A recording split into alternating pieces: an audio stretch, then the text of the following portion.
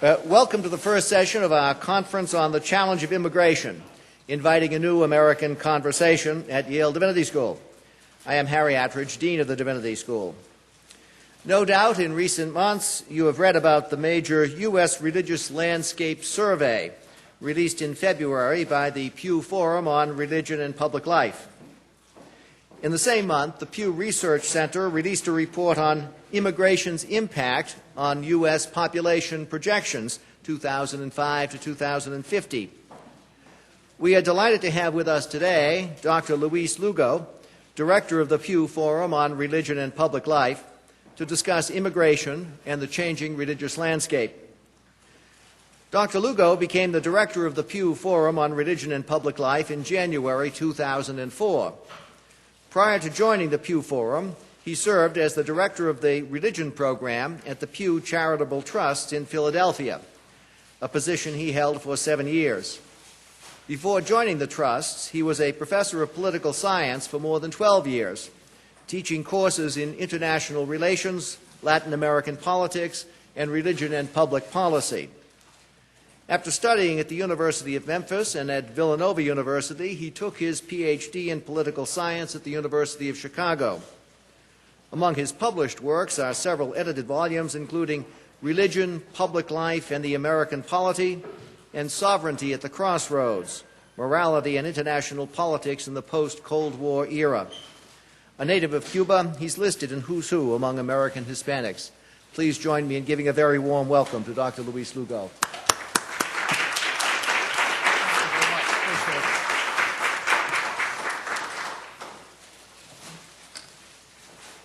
Thanks for the kind words, Harry, and for this invitation to address your Board of Advisors on such an important topic. As our British friends might say, you're spot on in focusing on immigration.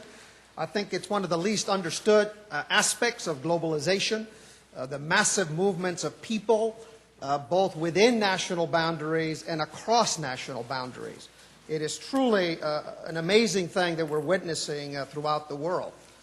Among other things, immigration is helping to reshape the religious landscape throughout the world, both internally within countries with urban folks going to the cities and converting, for instance, in large numbers to Pentecostalism, which is perhaps the most dynamic religious force in the world today, but also across international boundaries, across national boundaries, also a major impact. And with that comes, of course, the growth of transnational religious linkages. Last week at the Council on Foreign Relations, I moderated a session on Hindu advocacy groups in the United States. Again, really quite remarkable. This is happening everywhere. There are 150 million Hindus in the diaspora. So again, it gives you a sense of what is going on. The U.S., of course, being a nation of immigrants, is no exception to this reshaping of the religious landscape based on immigration. So my goal here really is very simply to give you, first of all, a glimpse of the impact that immigration is having on the United States, and then look more specifically at the Roman Catholic Church, which in my humble opinion is the leading edge, the harbinger, as it were, of this religious demographic transformation that we're seeing in the United States today. So that's basically my goal here. First, let me begin with giving you a snapshot picture of what we found when we conducted this survey. Over 35,000 interviews that was involved here. That's about 20 times the size of a good-sized survey, right? 35,000, which allows us to really dig deep into not only the smaller religious traditions, and we did oversample, by the way, Buddhists, Hindus, Muslims, etc., but it allows us to get into some of the interesting dynamics within religious traditions. We're preparing actually the second report right now. That's what I was doing all morning with my folks back in Washington, because what you're going to see when you look at religious beliefs and practices is that there are major distinctions within religious traditions. And for us, being the Pew Forum on Religion and Public Life, we're interested in how those religious distinctions bear on social and political attitudes. And they have a huge, huge difference in terms of how people orient themselves socially and politically. So here is a finding from this first report, and I just want to make 2 or 3 comments. Again, unfortunately, we can't linger. We could really spend the whole time just on this. But the first thing to notice is that the United States remains an overwhelmingly Christian country. That percentage has been declining, but it is still at 78%. If you total up all of the Christian groups, up through the other Christian category there on your left, that totals to about 78%. And we'll see how immigration bears on that as well. Within Christianity, we found the total Protestant population at this point to be slightly over half, 51.3, which is really quite remarkable given the overwhelming presence of Protestantism in this country. But the fact of the matter is that in the not-too-distant future, this country is going to become minority Protestant. And also, as I'll show you shortly, minority white as well. That's going to take a little bit longer, but not too much longer. By the way, if you're wondering, the subset of what the old white Anglo-Saxon Protestants, if you take them, if you take non-whites out of evangelical, mainline, and so forth, take black Protestants out, the old white Anglo-Saxon Protestants represent slightly over a third of the United States public at this point. It's about 38%. Catholicism, I divided into 2 because this is the story we want to talk about. Catholics are now about 24% of the country, but notice that white Catholics are not nearly that large. They're about 17% or so of the United States. It's in fact the Hispanic Catholic presence, as you'll see shortly, that is growing. Then we have these other non-Christian or other world religions that are really coming into play in a significant way. You'll see also how immigration is impacting upon that. In other words, Jews have company when it comes to non-Christian world religious traditions in this country. About 5% total now belong to those traditions. And of course, as you know from reading your papers, this presents another challenge for the United States in terms of accommodating religious differences, in terms of workplace adjustments and things like that. So it's really, the 5% carries quite a wallop in terms of religion and public life issues in this country. And then finally, just a word on the unaffiliated, which we found to be, the group that was growing the most, and that's at 16% or so of the American public. But let me just caution you right here, and in fact we went out of our way in this report because, even at the Pew Research Center we used to use the word secular to describe people who did not affiliate with a religion.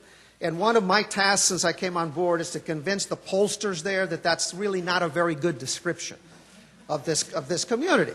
And in fact what you'll find, and we had to cheat a little bit in this first report because I was concerned people would look at that and say, oh my goodness, 16% are now seculars. What are we becoming, Europe or what?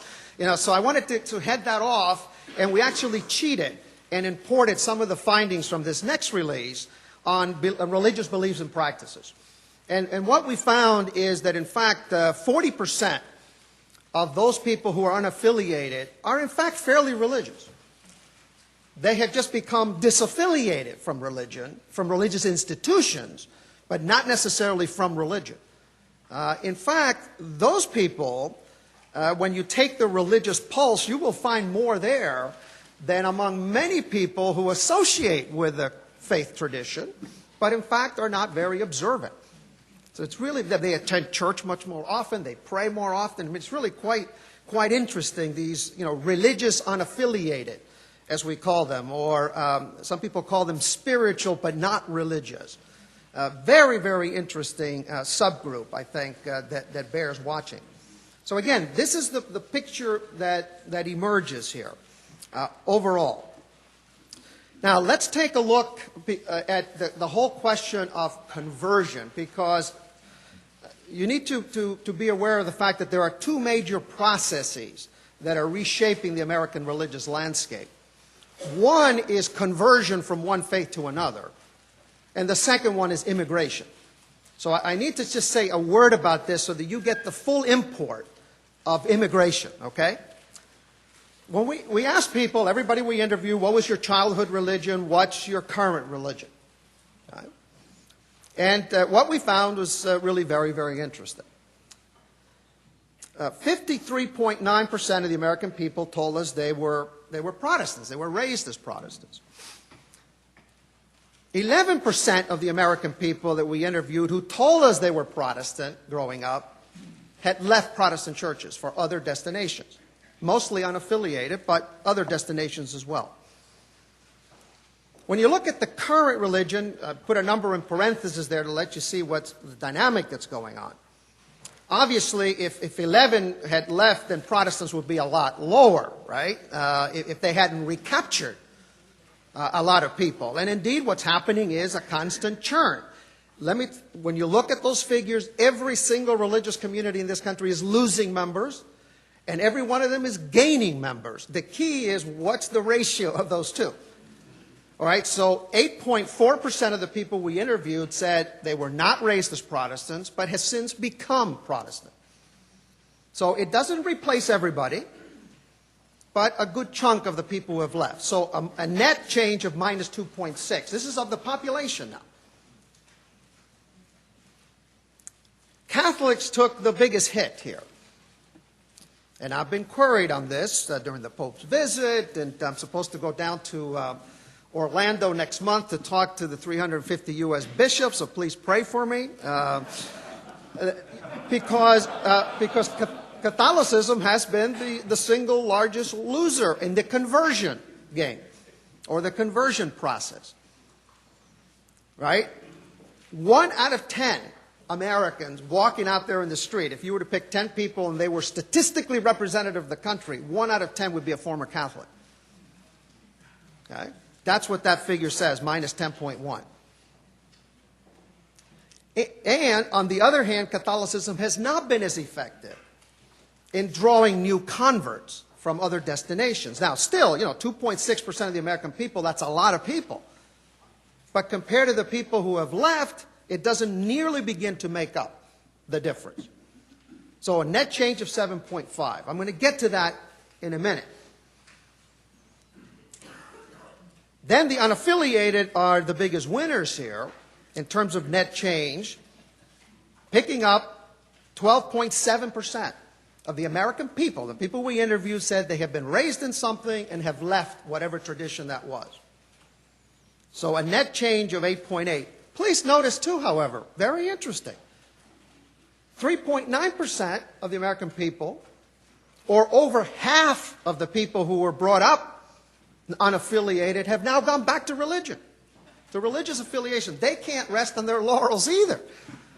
I'm telling you, it is unbelievable, the rate of change that's going on out there.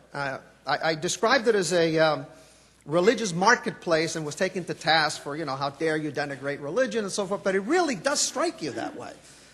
Constant change, not much brand identity, people constantly moving around, even the churches that are growing, such as non-denominational churches, again, are non-denominational.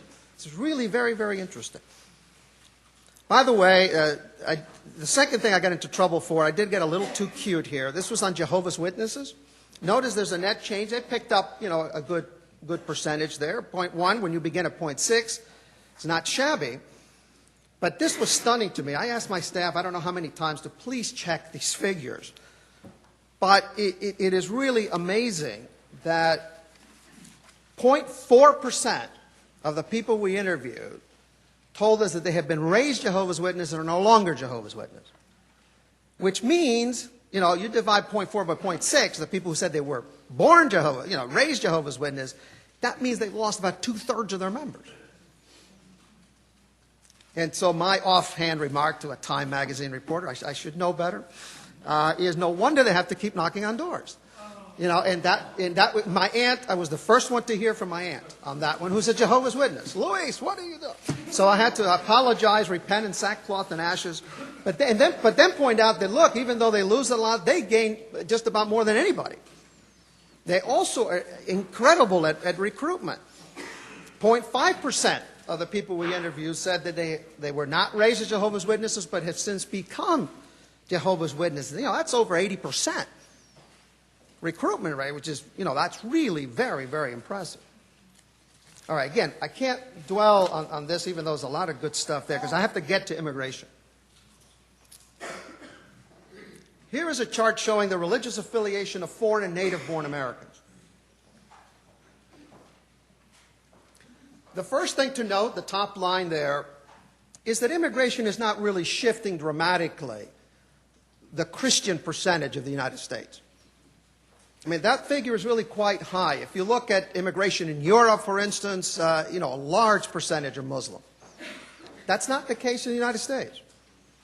So immigration is, I think it was the sociologist Stephen Warner who said that what we're seeing through immigration is not so much, let me see if I can construct that quote, it's not so much the de-Christianization of American society as the de-Europeanization of American Christianity. That's a great, our numbers bear that out. So again, it's not as though immigration is not bringing a lot more religious diversity. It is, outside of Christianity. And you can look at the numbers here. Look at the foreign-born percentage for Muslims, for instance, and Buddhists and Hindus, and compare them to the native-born. Much more heavily represented, as you'll see in the next chart. This is looking at the population as a whole. The thing I want to dwell on here is the relationship of Protestants and Catholics here. As we saw, among the native-born, or among the total population, and pretty much among the native-born, Protestants outnumber Catholics almost 3 to 1, if you just look at the native-born. Among the foreign-born, Catholics outnumber Protestants 2 to 1. Okay, very, very interesting. 2 to 1. I'd love to say more, but I got to keep moving. Look at this from the other direction, that is from the direction of religious traditions. And what you see is that Catholicism in particular, among all the major faiths, although look at the Jehovah's Witnesses also, that they also have a fairly high percentage, but 23% of all Catholics in this country today are foreign-born. All right, so it's the tradition that's most having to deal with the question of immigration. Now, not surprisingly, in other groups like Muslims, 2/3 of Muslims are immigrants. They're new immigrants. Hindus is almost 9 out of 10. All right, but among the traditions that have been here the longest in significant numbers, it's Catholicism that's being transformed in the most fundamental way by immigration.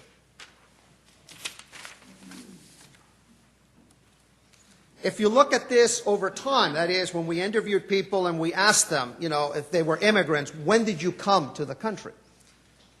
And we've divided it up, those before 59 and then by decades. A very interesting pattern emerges there too. As you can see, over time, the number who are Protestant has been decreasing. 21, 22% compared to 33% prior to 1960. The Catholic number, which started fairly high, has gone up even higher to 49, 48%. Notice, too, by the way, the interesting shift in the mix within Protestantism among the foreign-born. Prior to 1960, the majority told us they belonged to mainline Protestant churches, those who came prior to 1960. By the end of the 60s, it was already pretty even as between mainline and evangelical Protestant churches. Today, the last couple of decades, overwhelmingly gravitating towards Protestant, in fact, many of them Pentecostal Protestant churches, by almost 3 to 1. Fascinating pattern. Obviously, you see among other religions too, a fairly sustained. Frankly, I found that pre-1960 number surprising. I thought that would be lower, but again, a fairly consistent pattern there, as well as among the unaffiliated. So it's really the Catholic-Protestant mix within the Christian immigrant community that I think is the most interesting in sheer demographic terms. What does this do then to the ethnic and religious composition of these religious traditions? Well, I highlight again Roman Catholicism as the leading edge of this religious demographic transformation. Basically, 3 out of 10 Catholics in this country today are Latino. 3 out of 10. Again, Jehovah's Witnesses, as you see, is also heavily comprised of foreign-born. But among the major religious traditions, Catholicism by far has the heaviest immigrant and Latino influence. So the Catholic Church is 2/3 white at this point. Compared to Protestantism, if you take historically black churches out of the Protestant mix, I mean, that number, above 90% would be white. Again, I know there's a lot here. I'm just trying to hit some of the highlights. So let me get at the question of Catholicism more specifically, because again, when you see the demographic projections at the end, I think this really provides us with a sense of where the country as a whole might be going, as well as religious traditions.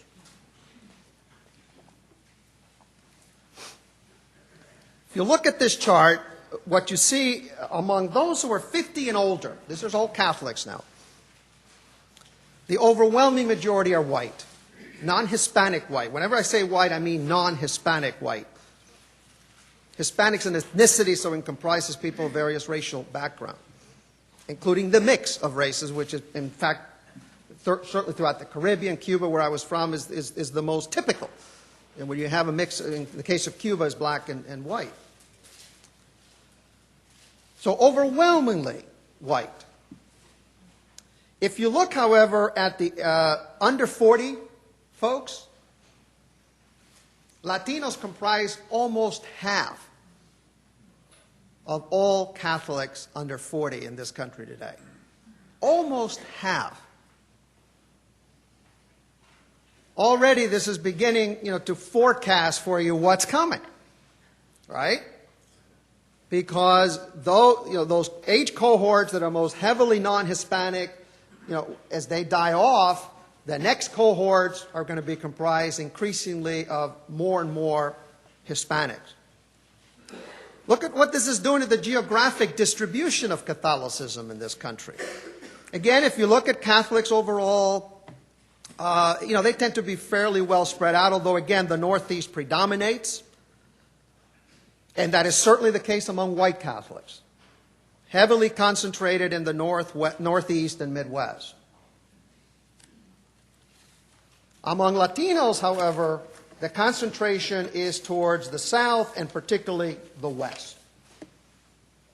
So, immigration and the Latino growth in the Roman Catholic Church is shifting the demographic center of gravity of American Catholicism. Some smart journalists who read our portrait of American Catholics then posed the question, well, why did the Pope just visit Washington and New York? Shouldn't he have gone to Los Angeles and Houston? And said, well, I don't advise the Vatican on these things, but it is an interesting question. The one thing I will say, though, is that he happened to go to 2 places in the Northeast that, in fact, are not all that representative from a Hispanic standpoint. Over 25% of all Catholics in the Washington area are Hispanic, and in New York is about 35%. Who are Hispanic. So he happened to go to 2 places, actually, that are more representative of the country as a whole. But yes, I think, if you're going to look at the future of Catholicism, you're going to be going to places like Los Angeles and Houston. Now, here's something else, and this is a challenge for the Roman Catholic Church, because, as you see from this chart, Catholics as a whole are fairly middle class. You know, and a lot of the Catholic social services and so forth have been directed at non-Catholics in the last several decades, as Catholics have joined the middle class, educationally and income and so forth. Well, the large presence of Latinos is introducing some fairly important differences socioeconomically within the U.S. Catholic Church. Just to look at two of these things. Look, this is all adults now. The percentage of adults who are not high school graduates. If you look at Catholics as a whole, pretty much like the rest of the country. If you look at white Catholics, very much less represented in that less than high school group. In other words, they're much more educated. But if you look at Hispanics, much more represented in that group at 42%. A seven-fold difference between Hispanic and non-Hispanic Catholics on the question of high school graduation. Income, a similar pattern. If you look at Catholics overall, pretty much line up with the rest of the country. White Catholics are better off than the rest of the country. Hispanic Catholics, a lot worse off, by almost a factor of 3 compared to white Catholics, those earning less than $30,000 per year. And there are many, many other differences, too, that are being introduced here, you know, in terms of age, geography, income, education, etc. One that I'm including here because I think it's quite interesting. It's not from this survey. It's from a previous survey we did of Hispanics, religion and public life, with the Pew Hispanic Center, which is a sister organization under the Pew Research Center umbrella. And what we found, again, not surprising for those of us who study these things outside of the U.S., is the high presence of a charismatic element within Latino Catholicism. And I'm not just speaking here of what I affectionately call bringing the fiesta spirit to Mass here. You know, the clapping, the much more animated singing, and all of that. I'm talking about high-octane Pentecostalism. Okay? I'm talking about speaking in tongues, divine healing, receiving words of prophecy, you know, all of that stuff. I told you Pentecostalism is a remarkable movement, and many people look at the growth of Pentecostal churches, and that's an important factor. But Pentecostalism has had an impact way beyond just the growth of Pentecostal churches. It has really had a major impact on Christianity in non-Pentecostal churches, whether it's Catholic or Anglican or Protestant. You know, we did a 10-country Pentecostal survey, which is also on our website, and we wanted to get enough people interviewed so we can make comparisons. And I remember the interviewers, the interviewing house in Guatemala coming back and saying, we know you want evangelicals who are not Pentecostals here, but we're not finding them. Every evangelical we find is a Pentecostal. You know, they either belong to a Pentecostal church or they're charismatic in their practice. So what do you want us to do? Well, if they're not there, you can't, manufacture them. It is really quite remarkable, and we see this among Latinos. Much more oriented in this direction than our non-Hispanic Catholics. And, this introduces a challenge for the Roman Catholic Church and how it's going to accommodate that kind of religious diversity in terms of people's approach to worship. And I can talk more about that in the Q&A. I do need to wrap up here by talking just a little bit about the future. Where is all this going for Catholics and for everybody else? This is, again, research done by the Pew Research Center, of which we're a part, although this particular chart is not. Yes, this one is the Pew Hispanic Center. There's one in here that's not on fertility rates, which I'll mention. But if you look at the foreign-born population by race, ethnicity, you see that it's overwhelmingly non-white. Only 1 out of 5 immigrants to this country today is white. The two big groups are Latinos, at about half of all the immigrants, and Asians, who are about 25%. So Latinos and Asians constitute, 3 out of 4 of all immigrants to this country. That's going to have a significant impact in this country. You can call it the Browning of America if you want. Fertility rates, this is where we got from the National Center for Health Statistics. Look at the fertility rate differentials of the various ethnic groups. The United States as a whole, by the way, is at 2.1%, which demographers tell us is the replacement rate. That is, the population will remain constant if you're at 2.1%.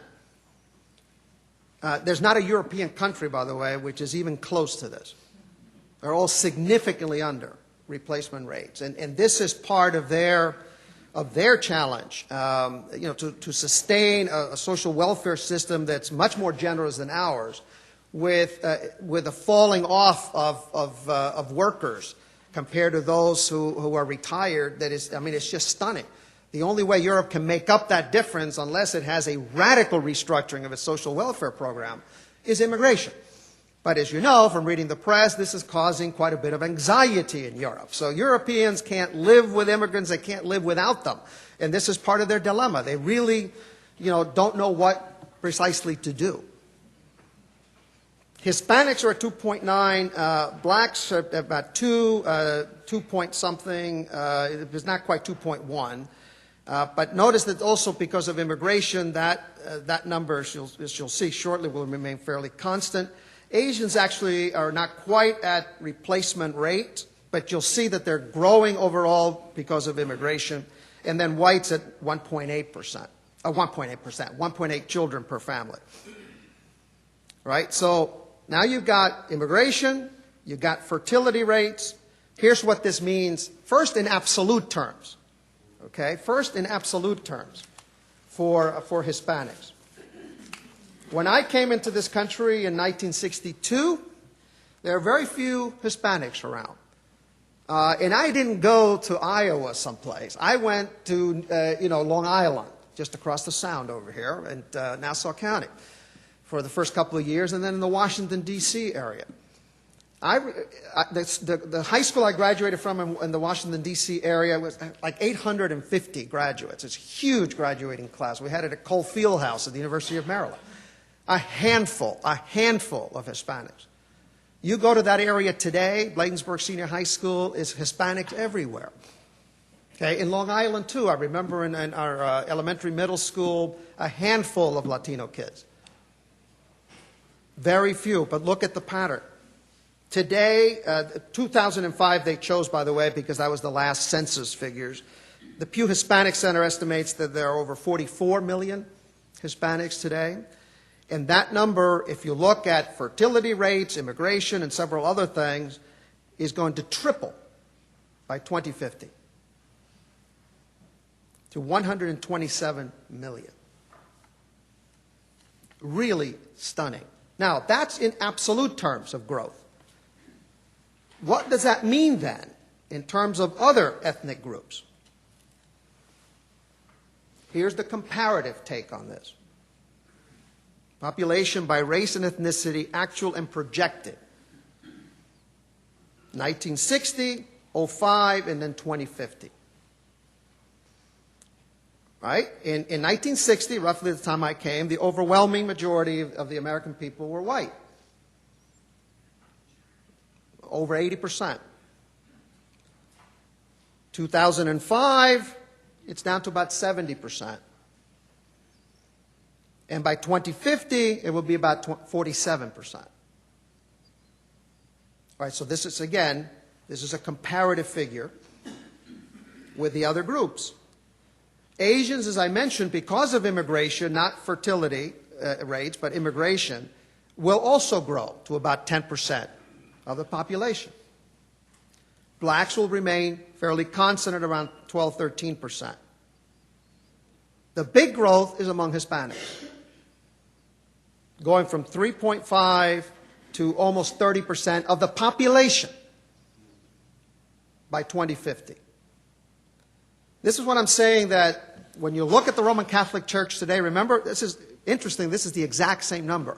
29% of all Catholics are Hispanics. In 2050, 29% of all Americans will be Hispanic. So the Catholic Church, in a sense, is the harbinger, the leading edge of this demographic transformation. Well, I've given you enough there, I think, to chew on for a bit. And rather than asking questions, what I'd love to hear, Dean Attridge, is the discussion among your advisors. They're supposed to be advising you on all these trends. And what does this mean for the future of this illustrious divinity school? So, okay.